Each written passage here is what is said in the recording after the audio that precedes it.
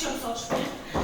Në teatrin Zini Sako në Gjirokastër mbrëmjes së mërkurës u kthye në një fest humori. Në një sallë të tejmbushur publiku qeshi, duar trokiti dhe u përfshi në çdo skenë të komedisë e martuar me një të panjohur. Vepra me autor të italianit Aldo De Benedetti u soll në skenë në regjinë Aleksandër Kondit dhe në interpretimin e aktorëve Erion Hinaj, Delinda Disha, Asiana Koka, Aleksandër Kondi, Ledia Çeli dhe Kosta Kreci, të cilët u vlerësuan për lojën plot ritëm, spontanitet dhe komunikim të ngrohtë me publikun. Pas shfaqjes, ata ndanë emocionet e një mbrëmje ku arti dhe i qeshura u bashkuan në mënyrën më të bukur.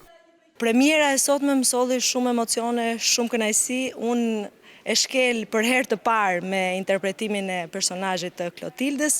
Ishte një publik shumë i ngrohtë, më fali shumë të qeshura, kështu që uroj dhe shpresoj që Teatri i Gjirokastrës të bëjë bashkëpunime të tjera, të thrasë aktor edhe regjisor, sepse i bëjnë mirë edhe trupës, eksperiencë, por edhe teatrit qytetit. Mua ky ishte një rol ndryshe nga gjithë të tjerët. Unë për vete e kam shijuar, kam provuar ndjesi që ndoshta në jetën tonë të përditshme nuk mund t'i provojmë, po skena e ka këtë fat, kështu që unë për vete e kam shijuar si aktore, por jam e bindur që edhe publiku e ka shijuar të gjithë skenën.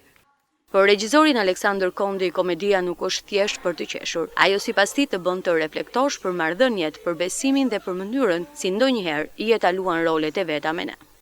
Mendoj se shfaqja shkoi shumë mirë, aktorët ishin në nivelin e dur, publiku e përtypi në mënyrë të mrekullueshme shfaqjen, u bë pjesë e shfaqjes dhe të gjitha të qeshura dhe duar trokitjet janë një kënaqësi për ne aktorët, të motivojnë kur të jenë në skenë dhe kuptojnë që shfaqja ndiqet nga publiku.